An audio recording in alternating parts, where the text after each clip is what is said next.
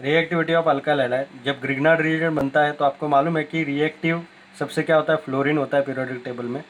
फिर आपका है chlorine, bromine, iodine in case of halogen.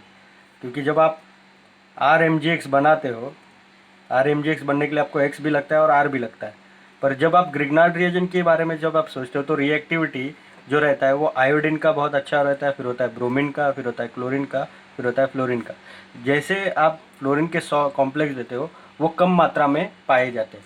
तो सबसे अच्छा रिएक्टिविटी किसका रहेगा, अल्काइल आयोडाइड का रहेगा। Okay, now see Grignard reagent RMgX जब आपके अल्कोहल के साथ रिएक्ट होगा तो क्या होगा।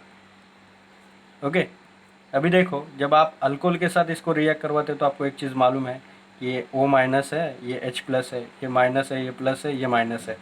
तो इसका अटैक इसके ऊपर होगा और बेसिकली आपको क्या मिलेगा, RH मिलेगा। ओके, MgX प्लस आपका OR-, मतलब हमने अल्केन फिर से बनाया।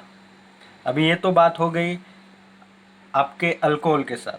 अल्कोहल का pKa अराउंड 15 से लेके 18 तक रहता है। मतलब अल्कोहल क्या होता है, लीस्ट एसिडिक होता है।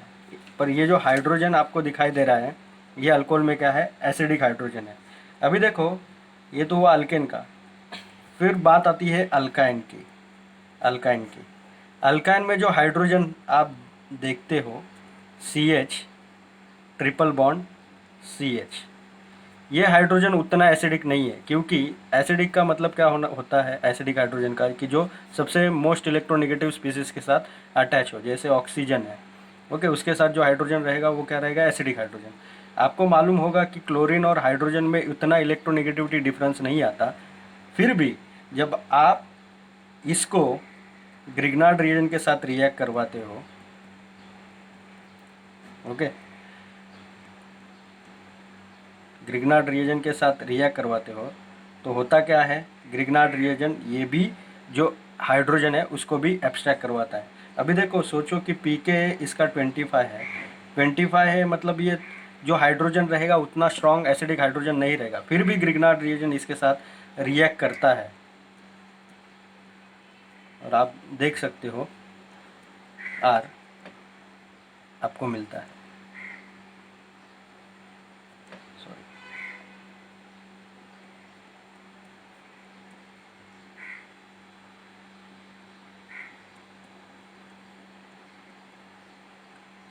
MgX।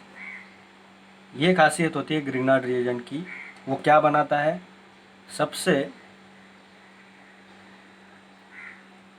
स्टेबल अल्केन बनाता है। ओके, अब इस अल्केन का जब आप pK देखते हो तो कितना रहता है, अराउंड 40 to 50। ओके, जितना pK ज़्यादा उतना कम एसिडिक, तो ये अल्केन क्या हो जाएगा, कम एसिडिक। ये हाइड्रोजन भी क्या हो जाएगा, कम एसिडिक। ओके, उसी प्रकार ऑक्सीरेन का रिएक्शन होता है, या जिसको आप क्या कहते हो, इपॉक्साइड का रिएक्शन होता है, इसी को आप इपॉक्साइड बोलते हो। फिर होता है अल्डिहाइड का रिएक्शन, फिर होता है कीटोन का, फिर होता है ईस्टर का। हम एसिड के साथ ग्रिग्नार्ड रिएजेंट, एसिड के साथ कार्बोक्सिलिक एसिड के साथ ग्रिग्नार्ड रिएजेंट का रिएक्शन नहीं करवाते हैं।